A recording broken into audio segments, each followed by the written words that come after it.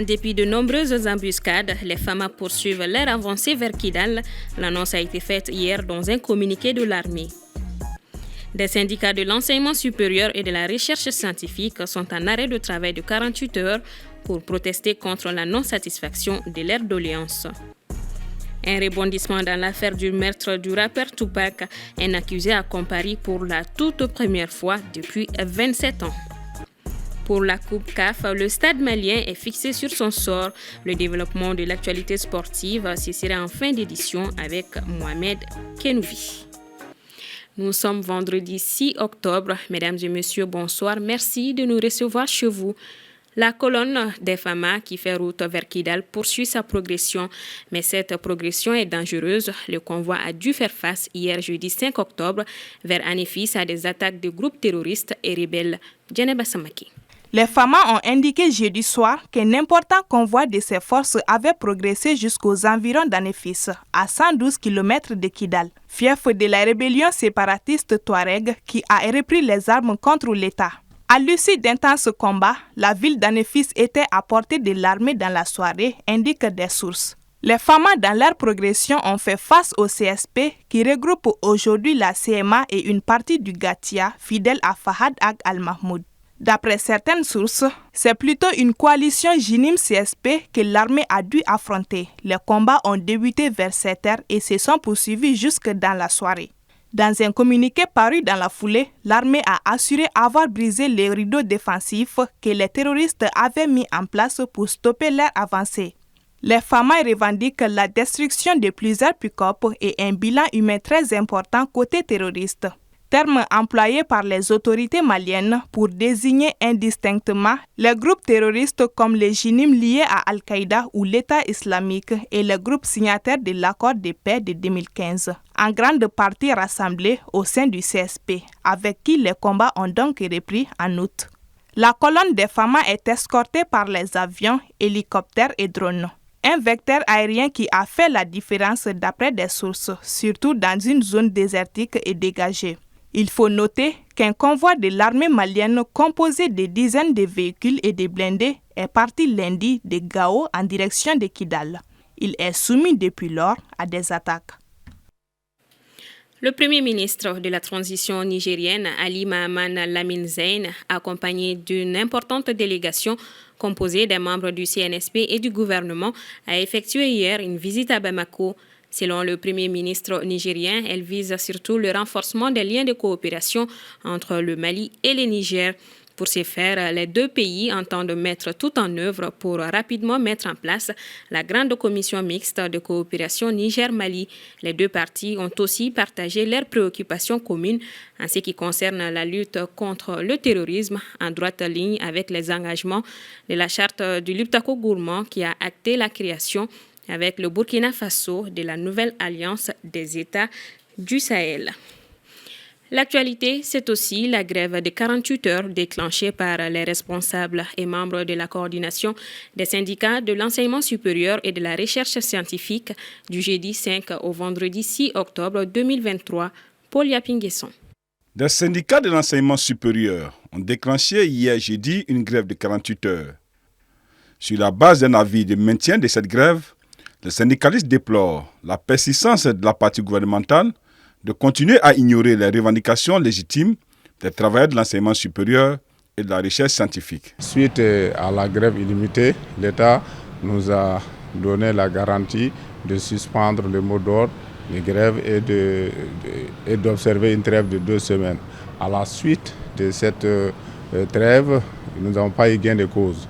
Jusqu'à présent, nous n'avons pas eu gain de cause. Malheureusement, nous avons 9 points de revendication, soit entre autres, il y a l'indice 3000, il y a l'application des primes pour les enseignants-chercheurs, il y a la sécurisation de l'espace universitaire, il y a aussi le paiement immédiat des heures supplémentaires et des tâches liées aux examens au nombre de 9 points.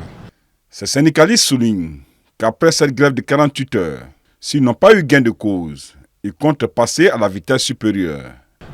Nous comptons mener plusieurs actions, entre autres Aujourd'hui, c'est 48 heures. Si l'État ne nous répond pas, nous allons aller à 72 heures. La loi nous autorise. Au-delà de 72 heures, aller à 120 heures, si possible encore à une grève illimitée.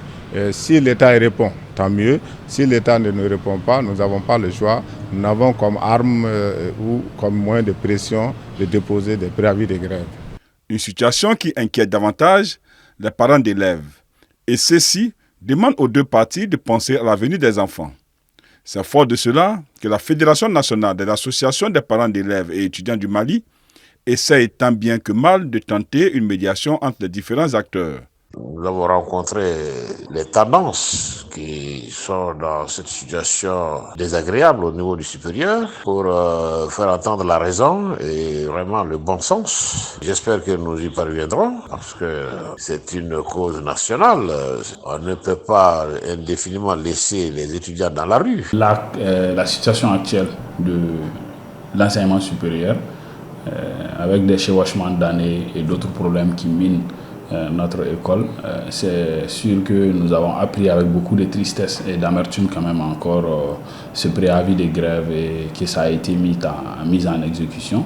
Ça nous inquiète au plus haut niveau et voilà, on essaye de s'impliquer aussi dedans pour voir quelle solution on peut trouver en fait avant que cette grève n'aille à un arrêt définitif même de travail. Joint par nos soins, le docteur Abdoul Mali, du syndicat national de l'enseignement supérieur, SENSUP, soutient que son syndicat n'est pas concerné par cette grève de 48 heures. Santé à présent, le seul cas de chikungunya découvert au Mali depuis le 30 septembre à Bamako est guéri. L'information a été donnée par les autorités sanitaires. Elles ont également rassuré que la prise en charge des cas de dengue se poursuit dans les districts sanitaires. 31 cas de dengue sont confirmés à la date de ce 5 octobre. Ils sont en grande partie répartis entre les districts sanitaires de Bamako et de Koulikoro. À ceux-ci s'ajoute un cas confirmé à Mopti et à Ségou, selon la Direction générale de la santé. Le Mali Mode Show revient cette année pour sa 4e édition qui se tiendra du 3 au 12 novembre prochain. Une conférence de presse s'est tenue ce jeudi 5 octobre afin de donner d'amples informations sur cette nouvelle édition. Assetoumani Koulibaly. Oser l'audace, c'est le thème de la 4e édition du Mali Mode Show organisée par ACE Agency. Du 3 au 12 novembre 2023, les professionnels de la mode, de l'art, du bien-être et du lifestyle se donnent rendez-vous dans la capitale pour des échanges à la quête de l'excellence, de l'innovation et du savoir-faire. À travers ce rendez-vous, les organisateurs se fixent 5 principaux objectifs, dont promouvoir l'image du Mali à l'échelle internationale dans le monde de la mode. À travers cette thématique, nous stimulons l'innovation, nous encourageons la créativité et créons une plateforme unique où les designers maliens et africains peuvent exprimer leur vision créative sans limite. Tout en s'inscrivant dans la tradition africaine de solidarité qui anime nos communautés, le Mali Mode Show 2023 se veut être une célébration de la créativité individuelle, de la diversité et de l'audace. À travers 5 objectifs majeurs, nous souhaitons proposer l'édition de cette année au public malien. Encourager les jeunes talents. Nous avons autour de nous, ici au Mali ou ailleurs, beaucoup de jeunes designers talentueux qui aspirent à se faire une place sur la scène internationale de la mode. En choisissant le thème « Oser l'audace », nous les encourageons à exprimer leur créativité, à sortir des sentiers battus. Le Mali Mode Show souhaite également accompagner l'économie locale en mettant en lumière les acteurs dynamiques, les talents créatifs, les entreprises et les initiatives portées par la quête de l'excellence, de l'innovation et du savoir-faire. Bien qu'il soit une des activités phares du Mali Mode Show, le défilé de mode ne demeure pas le seul programme. En effet, le Mali Mode Show, c'est aussi des expositions artistiques, des concerts, des ateliers de mode, pour ne citer que cela. Le programme comprend des défilés de mode mettant en vedette des créateurs locaux et internationaux, des expositions d'art, des soirées exclusives, des concerts en direct, des ateliers de mode, des pop-up, des marques de luxe et bien plus encore. Nous aurons la première activité officielle du Mali Mode Show qui sera le Orange Meet and Greet le jeudi 9 novembre.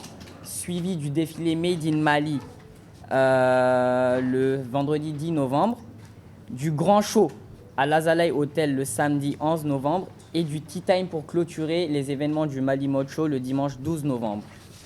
Donc, pour ce faire, nous avons 2 conditions d'accès spécifiques pour le Mali Mode Show qui seront l'accès standard et les accès premium. Cette année, le Mali Mode Show regroupera un total de 30 créateurs, dont 8 qui sont des internationaux. En plus d'être l'un des plus grands rendez-vous de la mode, le Mali Mode Show est surtout une aubaine pour les mannequins locaux qui auront l'opportunité de s'afficher à l'échelle nationale et internationale. En France, l'ancien chef de l'État, Nicolas Sarkozy, a été mis en examen ce vendredi pour recel de subornation de témoins et participation à une association de malfaiteurs en vue de commettre l'infraction d'escroquerie au jugement en bande organisée. Il a également été placé sous le statut de témoin assisté pour participation à une association de malfaiteurs en vue de commettre l'infraction de corruption active de personnel judiciaire étranger au Liban, selon les informations rapportées par une source judiciaire au journal Le Monde dans le cadre de l'enquête sur la rétractation de l'affaire Ziad Takieddine. Nicolas Sarkozy sera également jugé en 2025, notamment pour corruption, soupçonné avec son entourage d'avoir noué un pacte avec le régime du dictateur libyen Muammar Kadhafi pour financer sa campagne présidentielle victorieuse de 2007, ce qu'il nie en bloc. Justice toujours, accusé de meurtre il y a 27 ans de la star du hip-hop Tupac Shakur, un ancien chef de gang, a comparu jeudi pour la première fois devant la justice américaine. Les détails avec Assitoumani Koulibaly. Le 7 septembre 1996, Tupac Shakur assistait à un combat de boxe de Mike Tyson en compagnie de Suge Knight, fondateur de son label Death Row Records et affilié au gang Mob Piru de Los Angeles, dont plusieurs membres étaient également présents. Après le combat, des membres de Death Row Records avaient repéré et tabassé le neveu de Dwan Davis, Orlando Anderson. Selon la police de Las Vegas, c'est dans la foulée de cet incident que Dwan Davis avait commencé à élaborer un plan afin de se venger de Suge Knight et de Tupac Shakur. Il est accusé d'avoir fourni une arme aux passagers qui se trouvaient à l'arrière de la voiture d'où l'on avait ouvert le feu sur la star du rap. La police de Las Vegas avait arrêté vendredi 29 septembre Dwan Davis, surnommé Kif D, un ancien leader des Southside Compton Crips, un gang de Los Angeles, et l'avait inculpé du meurtre de Tupac Shakur en 1996 dans cette métropole du Nevada. Aujourd'hui, âgé de 60 ans, M. Dwan Davis est celui qui aurait commandité la mort de la star du hip-hop Tupac Shakur le 7 septembre 1996. Il a comparu ce jeudi devant le tribunal 27 ans après les faits. Retour sur ce plateau avec Mohamed Kenouvi qui vient de me rejoindre pour l'actualité sportive exclusivement malienne ce soir. Bienvenue Mohamed. Merci Marie-Tou. Alors on commence par la Ligue 1 Orange 2023-2024 dont le coup d'envoi a été reporté. Oui, la première journée du championnat national Ligue 1 Orange pour le compte de la nouvelle saison ne se disputera pas ce week-end comme initialement prévu. Elle a été repoussée d'une semaine à la demande des clubs, a indiqué hier jeudi la Fédération malienne de football qui a donc annoncé que ce report permettra aux clubs de mieux se préparer sur le plan administratif et autres afin d'aborder la compétition dans les meilleures dispositions. Le coup d'envoi sera donc donné le week-end prochain pour l'affiche inaugurale. Le Djoliba AC sera aux prises avec l'US Bougouni au stade du 26 mars de Bamako. Et au compte des matchs amicaux, la liste des Aigles sera dévoilée demain samedi. Le sélectionneur national Eric Sekouchel va publier demain samedi 7 octobre la liste des joueurs convoqués pour les 2 matchs amicaux contre l'Ouganda le 13 octobre prochain à Bamako et l'Arabie Saoudite le 17 octobre au Portugal. Ce sera donc lors d'une conférence de presse prévue à 11h à l'hôtel de l'Amitié. Selon nos informations, sauf changement de dernière minute, cette liste sera constituée essentiellement des habitués de la sélection et aucun nouveau joueur n'est attendu dans le nid des Aigles pour ces deux rencontres qui entrent dans le cadre des préparatifs de la CAN Côte d'Ivoire 2023. Coupe CAF, le stade malien est fixé sur son sort. Le tirage au sort de la phase de groupe de la Coupe CAF 2023-2024 a eu lieu ce vendredi à Johannesburg, en Afrique du Sud. Et le représentant malien dans cette compétition, le Stade malien est logé dans le groupe D, aux côtés de la RS Berkane du Maroc, des Diables Noirs du Congo et de Sékou Kouné United de l'Afrique du Sud. Pour ce qui est des autres groupes, le groupe A est composé de l'USM Alger d'Algérie, de Futur FC d'Égypte, de Super Sport United d'Afrique du Sud et de Al Hilal de la Libye. Zamalek de l'Égypte, Sagrada Esperança de l'Angola, Soar Academy de la Guinée et Abou Salem de la Libye se retrouvent dans le groupe B, tandis que le groupe C va mettre aux prises Rivers United du Nigeria et le club africain de la Tunisie, donc Dream FC du Ghana et APC Lobito de l'Angola. La première journée de cette phase de groupe est prévue pour le 26 novembre prochain. On termine avec la Coupe du Mali de basket, place aux demi-finales. Après les quarts de finale disputés le week-end dernier, donc, on connaît les affiches des demi-finales qui vont se disputer demain samedi 7 octobre. Sur le tableau masculin à 14h, Attar Club de Kidal qui s'est qualifié aux dépens du Djoliba AC 89-52 sera aux prises avec l'AS Real qui a pris le dessus en quart de finale sur l'AS Police 77-59. À 20h, l'USFAS, après avoir barré la route au CRBT, va se mesurer au stade malien tombeur de Faso Kanou en quart de finale 86-51. Chez les dames, à 16h, l'AS Real qui a battu le centre Bintou Dembélé de Koulikoro en quart de finale 80-66 va défier le Djoliba AC qui était venu à bout de l'USFAS 70-56. Et à 18h, Calaban Sport Club, après avoir pris le dessus sur l'AS Police 65-59, sera face au stade malien qui s'est qualifié au détriment donc de l'Attar Club de Kidal. Merci beaucoup, Mohamed Kenouvi, pour toutes ces précisions. Je vous en prie. On s'est dit à vendredi prochain. Inch'Allah. C'est ce qui referme ce 1945. Merci de votre constante fidélité. Bon week-end à toutes et à tous.